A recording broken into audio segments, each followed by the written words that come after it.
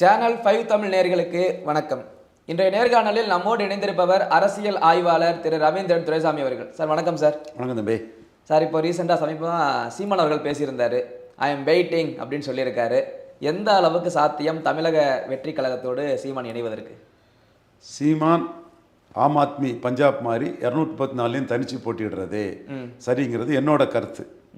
ஏன்னா 2019 ஆம் ஆத்மி மக்களவை தேர்தலில் அவங்களுக்கு இஷ்யூ இல்லாத போது 7.4% வாக்கு தான் எடுத்தாங்க. இப்போ நாம் தமிழர் கட்சி நம்ம 3 எடுத்த மக்களவையில் எடுத்ததுலேருந்து ஜம்பாகி 2 மடங்கு 3 மடங்கு போகிறதுக்கான சாத்தியக்கூறுகள் தெளிவாக இருக்குது. அதே ஆம் ஆத்மி கட்சி தனியாக 5வது முறை போட்டியிடும் போது பஞ்சாபில் ஆட்சியை பிடிச்சிட்டாங்க. 42% வாக்கெடுத்து ஆட்சியை பிடிச்சாங்க. ஸோ பஞ்சாபில் ஆம் ஆத்மிக்கு நடந்தது உங்கள் பிள்ளை சீமானுக்கு நடக்காதாங்கிறத மக்களவை தேர்தலில் சீமான் பேசினார். அதை நான் தெளிவாக எடுத்துக்கிறேன். அடுத்தபடியாக சீமான் 150 கேண்டிடேட்டு 25 to 30 வயசுக்குள்ளே போடுவோன்னு சொன்னார். இந்த மாதிரி ஒரு பிராமண சமூகத்தை சேர்ந்த ஒரு பெரிய எழுத்தாளர், அவருக்கு மகளை கூட அடுத்தால ஒரு கேண்டிடேட்டாக போடுறாரு. அந்த அம்மையாரோட மகள் நாம் தமிழருக்கு ஓட்டு போட்டவங்க ஆதரவாளர், அவங்கள கூட கேண்டிடேட்டாக போடுறாரு 26 கேள்விப்படுறேன். ஸோ அவர் பிரபலகுமார் மகந்தா அஸ்ஸாமில் ஆட்சியை பிடிச்சது மாதிரி, இளைஞர்களை வச்சு ஆட்சியை பிடிச்ச மாதிரி 150 கேண்டிடேட்டு 25 to 30 வயசுக்குள்ளே போடுறதா சொல்கிறாரு.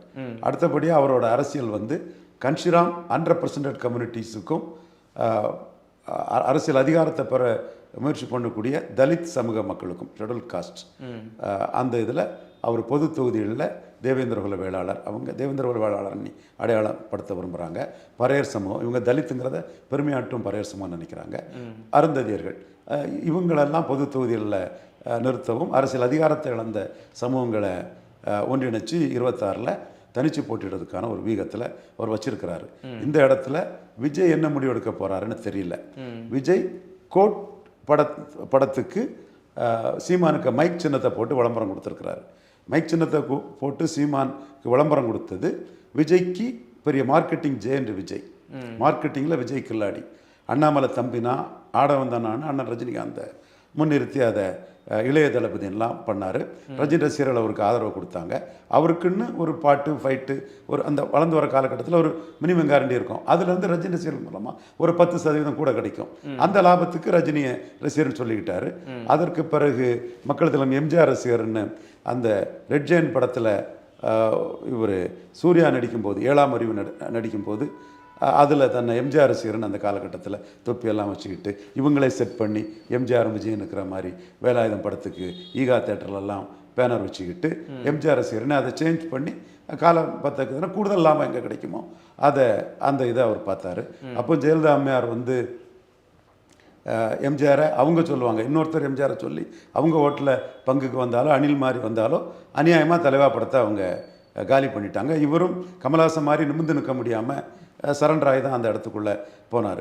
இப்போ மைக் படத்தை ஒரு விளம்பரத்தில் வச்சுருக்காருன்னா உலகளாவிய தமிழர்கள் மத்தியில் வேலுப்பிள்ளை பிரபாகரன் சீமான்னு படத்துக்கு குறிப்பாக ஈழத்தமிழர் மத்தியில் மற்ற ஃபாரின் கண்ட்ரீஸில் ஒரு வசூல் கண்டிப்பாக கிடைக்கும்.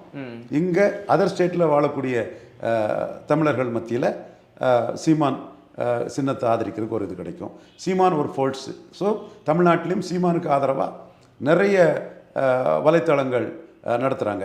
தம்பி சாட்டை துறைமுகன்லேருந்து தம்பி தலைவன் இருக்கிறான் ஹெட்மேன்லேருந்து எக்கச்சக்க பேர், இடும்பாவனம் கார்த்திகிலேருந்து நிறைய பேர், இன்னும் தம்பி எனக்கு எல்லார் பேரும் எனக்கு தெரியல, இவங்க அறிமுகமானவங்கனால இவங்க 3 பேரையும் சொல்லிட்டேன்.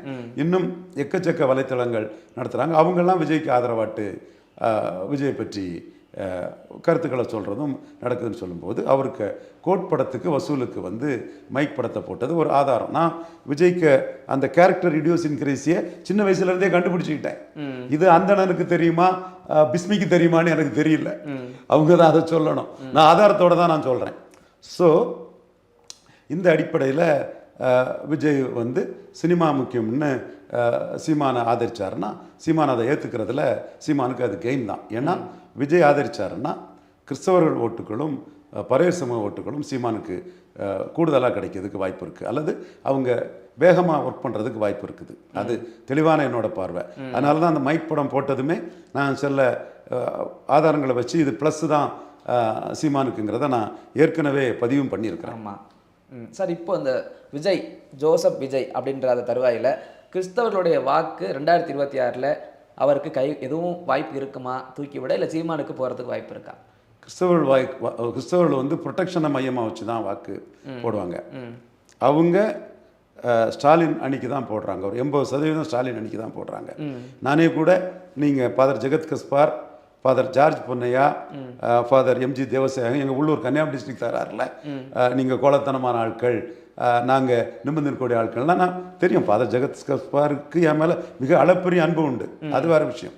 பட் இஷ்யூவில் நான் சில இடங்களில் அதை இஷ்யூவை அவர்கிட்ட ஃபைட் பண்ணிட்டு தான் இருப்பேன். அவர் பேரை சொல்லி தான் ஃபைட் பண்ணுவேன். விளவங்கோட்டில் இப்போ தாரகை கட்பட் வாக்களித்து எம்எல்ஏ ஆக்குறாங்க, பரவாயில்ல. சமணி சூறையாடலுக்கு ஃபாதர் ஜெகத் கஸ்பார்கள்லாம் துணை போனதை தான் நான் விமர்சனம் பண்ணேன். ஸோ இது எந்த புள்ளிக்குள்ளே இந்த விமர்சனத்தை நான் வைக்கிறோம்னா, கிறிஸ்தவர்கள் வாக்கு ப்ரொடெக்ஷனுங்கிற அடிப்படையில் தான் போகும். அவங்க கேமச்சந்திரனுக்கு போடுவாங்க ஆர்எஸ்எஸ்க்கு எதிராக, விஜயதரணிக்கு போடுவாங்க ஆர்எஸ்எஸ்க்கு எதிராக. அதான் நான் அவர்கிட்ட சொல்கிறேன், எம்பிபிஎஸ் செலெக்ஷனில் இந்த நாடார்கள் வந்து 6% வராங்க, நீங்கள் 1.5% ரொம்ப கீழே போயிட்டீங்க. கிறிஸ்தவ நாடார்கள் மன வலிமையும் தன்னம்பிக்கை இழந்து போயிட்டீங்க. நாங்கள் தாழ்லிங்க நாடாராலையும் ஆர்எஸ்எஸ்ஸாலையும் மன வலிமையோடையும் தன்னம்பிக்கையோடையும் நிற்கிறோங்கிறத ரொம்ப ஃபாதர் ஜெகத் கஸ்பாரை நான் கிண்டல் அடித்து தான் நான் பேசுவேன். ஸோ அவங்களோட ஓட்டிங் பேட்டர்ன் எப்படி இருக்கும்னா, திமுக காங்கிரஸ் அணிக்கு ஆர்எஸ்எஸ்க்கு எதிராக பாஜகவுக்கு எதிராக வாக்களிக்கிறது தான் அவங்களோட ஸ்டைலாக இருக்கும். சைலண்டாக அந்த ஸ்டைலில் தான் ஈடுபடுவாங்க. மோடிக்கு எதிராக இதுதான் இவங்களுக்கு உள்நோக்கம். இதை வச்சு 1000 இஷ்யூவை மோடிக்கு எதிராக பேசுவாங்க. இதுதான் அவங்களோட கேரக்டர் இடியோசின்கிரசி. அப்படி இருக்கும்போது கிறிஸ்தவர்கள் வாக்குங்கிறது வந்து சீமானும் தனிச்சு நின்று விஜய் தனிச்சு நின்னா நிற்க மாட்டார் நான் நினைக்கிறேன். விஜய்க்கு நான் ஒரு கடிதம் எழுதிட்டேன். அந்த கடிதத்தை பார்த்து அதில் உள்ள உண்மைகளை உணர்ந்துட்டாருன்னா அவர் நிற்க மாட்டார். நீங்கள் எழுதிருக்கீங்களா? எழுதிட்டேன். கூட இருக்கக்கூடிய ஜால்ராக்கள் 1000 அவரை நம்பி அவருக்கு பணத்தில் செழிப்பாக இருக்கக்கூடியவங்க அவருக்கு ஜாலரை அடிக்கிறதுக்கு முகஸ்துதி பண்ணுறதுக்கு 1000 இதையும் சொல்லுவாங்க. நம்ம எங்கேயும் யார்கிட்டையும் முகஸ்துதி பண்ணுறது கிடையாது.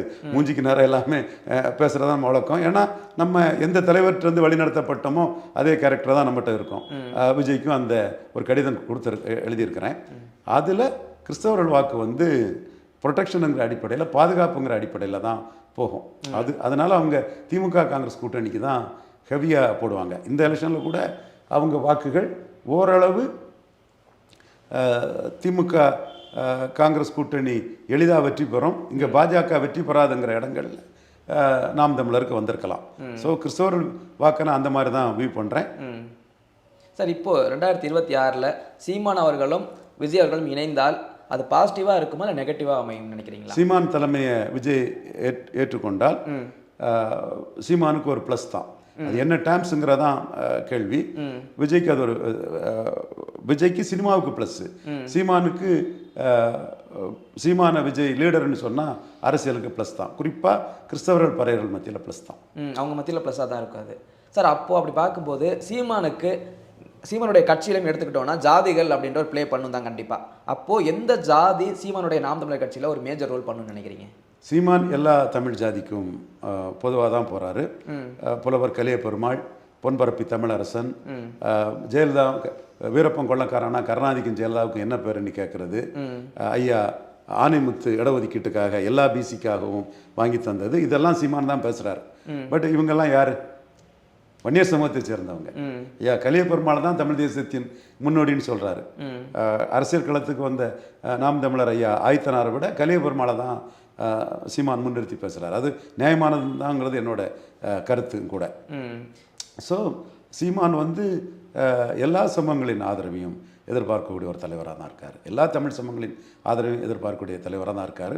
குறிப்பாக கமலஹாசன் எம்ஜிஆர் ஆட்சி அமைப்புன்னு சொல்லும்போது சீமான் சொன்னார், எம்ஜிஆர் சாராய வரிகளையும் எம்ஜிஆர் ஊழல் பெருச்சாளி, சாராய வரிகளை கல்வி தந்தையாக்குனாருன்னு ரொம்ப ஓங்கி ஸ்ட்ராங்காக கமலஹாசனுக்கு ஒரு பதிலாக சொன்னார். முல்லைப்பெரியார் இதை மலையாளிங்கிறனால விட்டு கொடுத்துட்டாருன்னு சொன்னார். ஜெயலலிதாவை வந்து ஜெயலலிதாவோட வனக்காவலன் வீரப்பன் அவருக்கு பெருசுன்னு சொல்லுவார். ஸோ தமிழ் ஐக்கான், தமிழ் அடையாளங்கள். பட்டேல் தியாகத்துக்கு என் பாட்டன் வஉசி தியாகம் குறைஞ்சதான்னு கேட்குறாரு. ஸோ சீமான் கலெக்டிவாக ஒரு தமிழ் அடையாளத்துக்காக தான் இருக்கிறாரு. அதாவது சுதந்திர போராட்டத்தில் அதனோட பலனா ராஜாஜி, காமராஜி போன்றவங்கள்லாம் முதலமைச்சரானாங்க. அதே மாதிரி இந்தி போராட்டத்தில் பெருஞ்சர் அண்ணா பெருந்தகை முதல்வரானார். அதே வேளையில் ஈழத்தமிழர் போராட்டம் வேலுப்பிள்ளை பிரபாகரனை மையமாக வச்சு 2009 சீமான் அந்த போராட்டத்தில் ஒரு சாதாரண ஆள் தான் சீமான். நம்ம அந்த மக்கள் உணர்வில் ஒரு ஆள் அவர் தான். அந்த உணர்வை மையமாக வச்சு சீமான் இன்னைக்கு ஒரு தலைவராக இருக்கும்போது அந்த ஈழப் போராட்டம் வேலுப்பிள்ளை பிரபாகரனுங்கிறது ஜாதி மடம் கடந்த ஒட்டுமொத்த தமிழர்களின் உணர்வு. அந்த உணர்வில் சீமான் இருக்கிறாரு. அந்த வேலுப்பிள்ளை பிரபாகரங்கிற அந்த இமேஜில் சீமான் வரலன்னா சீமான்லாம் பிக்கப் ஆகிருக்க முடியாது. ஜாதி மதத்துக்குள்ளே சீமானை தூக்கி துரத்துக்கு போட்டுட்டு போயிட்டே இருந்திருப்பாங்க. வேலுப்பிள்ளை பிரபாகரங்கிற ஒரு மைட்டி லீடர், 7 நாடுகளை ஏற்று நின்ன ஒரு வீரத்தமிழனை ப்ரொஜெக்ட் பண்ணுறார் சீமான்னு சொல்லும்போது சீமானுக்கு எதிராக வேற ஜாதிய ரீதியான எதுவுமே வாய்க்காது போகுது. அதுதான் உண்மை. சார், இப்போது சீமான் அவர்களை எடுத்துக்கிட்டோம் அப்படின்னா இந்த விஜயை தாண்டி தனித்து நிற்கும் அந்த கோட்பாடு அது எவ்வளோ நாள் நீடிக்கும்னு நினைக்கிறீங்க? எப்போ அந்த கொள்கை அவருக்கு கை கொடுத்து வெற்றியை தரும்னு நினைக்கிறீங்க?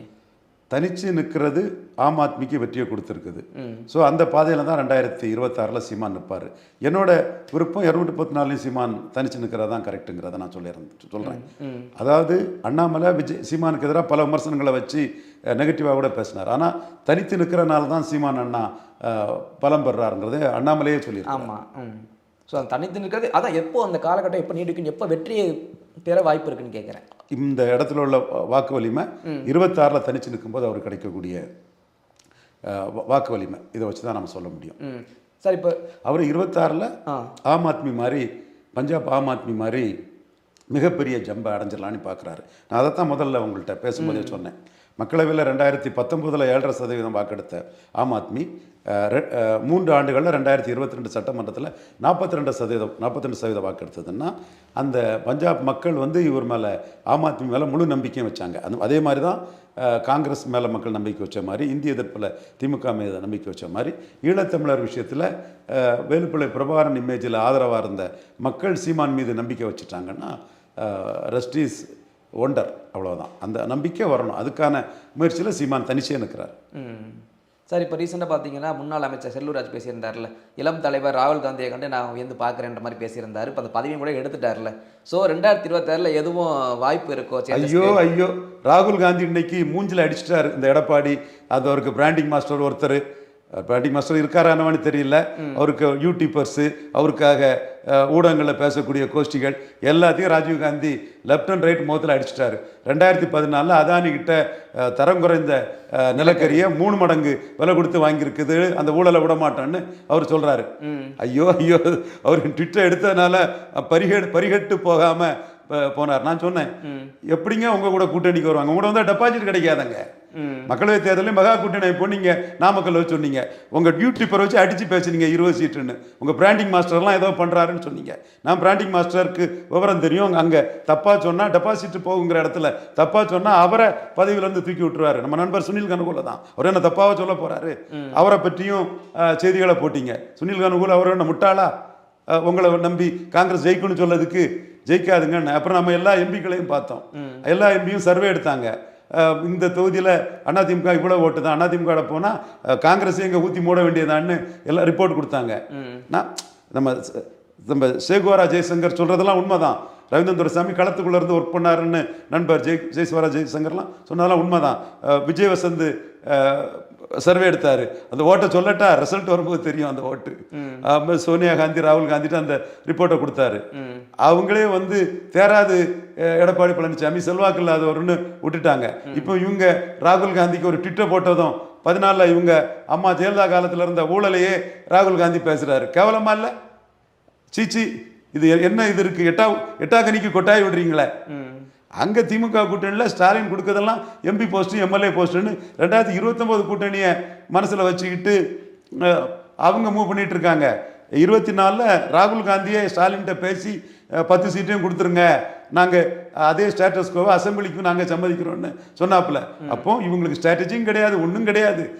ஸ்டாலினுக்கு ஒரு வாலாட்டு இருக்கக்கூடிய, ஸ்டாலினுக்கு ஒரு ப்ளஸ்ஸாக இருக்கக்கூடிய ராகுல் காந்தியை ப்ரைஸ் பண்ணாங்கன்னா ஐயோ பரிதாபங்கள், என்ன ஸ்ட்ராட்டஜியோ என்ன இதுக்கு பிராண்டிங் மாஸ்டர் சுனிலுக்கு பேரெல்லாம் ரொம்ப இழுத்து விட்டு அவரையும் கேவலப்படுத்துகிறாங்க. சவுக்கு சங்கர் அவருக்கு பிரச்சனை இல்லை, சிறைச்சாலையில் இருக்கக்கூடிய சகோதரர் பேசக்கூடாது, அவரோட நன்றி உணர்வோட எனக்கு அவர் சசிகலா மேட்டரில் நீ தான் ஜெயித்தன்னு, இது பெரியார் திடலும் ஜெயிக்கல, மயிலாப்பூரும் ஜெயிக்கல, நீ தான் ஜெயித்தன்னு, யூ ஆர் கிரேட்னு எனக்கு போட்ட சகோதரர். பட் இந்த இஷ்யூவில் நான் எதுக்காக சொல்கிறோம்னா, அதே மாதிரி அன்புமணி ராமதாஸ் என்ன புரோக்கர்னு சொல்லும்போது சின்ன மாங்காயும் பெரிய மாங்காயும் வண்ணார் நாவிதார் குயவர் போன்ற சமங்களுக்காக போராடுற ரவீந்திரன் துரைசாமி கண்டு அலறாங்கன்னு எனக்காக நின்ன சகோதரர். அதெல்லாம் நான் நன்றி உணர்வோட பண்ணுறேன். இந்த மேட்ரு ஏன் சொல்கிறேன்னா, அவர் கூட்டணி விஷயத்தில் அவர் எடப்பாடிக்காக சொன்னதெல்லாம் தப்பாக போயிட்டுங்கிறதுக்காக தான் நான் அதை பதிவு பண்ணுறேன். 26லையும் எடப்பாடி பழனிசாமி அதில் 1% பலத்துக்கு மேலே ஒரு கட்சியோட கூட கூட்டணி அமைச்சுக்கிட முடியாது. ஒரு வேளையில் சீமான் கூட போயிடக்கூடாதுன்னு விஜய்க்கு பெரிய ஆஃபரை கொடுக்கலாம். ஏன்னா சீமான் பேசுனதுல விஜய்க்கு சீமான்கிட்ட ஆஃபர் வந்துட்டு, இவர் இதே செல்லூர் ராஜு பேசுனதுல விஜய்க்கு எடப்பாடிகிட்ட ஆஃபர் வந்துட்டு, ராகுல் காந்தி பற்றி பேசுனதுல தான் முகத்தில் அடிச்சாப்புல தேராத கேஸு இதுன்னு அவர் ராகுல் காந்தி ஜெயலலிதா ஊழலையே அடித்து இன்னைக்கு பின்னி எடுத்துட்டாரு. ஸோ அப்போ எடப்பாடியை மாத்திரம். ஸோ இந்த இடத்துக்குள்ள இது எடப்பாடி பழனிசாமி தரப்புக்கு காங்கிரஸ் கூட்டணிங்கிறது இல்லவே இல்லை. காங்கிரஸ் ராகுல் காந்தி அடித்தது மாதிரி விஜய் இன்னும் அதை கிளியர் பண்ணலை. விஜய்க்கும் அதில் சிக்கல் தான். காசுக்கு பணம் கொடுக்க மாட்டேங்கிறாரு, ஊழலை எதிர்த்து விஜய் பேசுகிறாரு. அப்போ எடப்பாடி கிட்ட ராஜ்சபா கிடைக்குது, 20 சீட்டு கிடைக்குதுன்னு இப்போ போனால் விஜயை சினிமா விஜய்க்கு பாதிக்கத்தானே செய்யும். பார்ப்போம் என்ன விஜய் என்ன செய்கிறாருன்னு பொறுத்திருந்து பார்ப்போம். ஓகே சார், தொடர்ந்து பேசுவோம். நன்றி. நன்றி.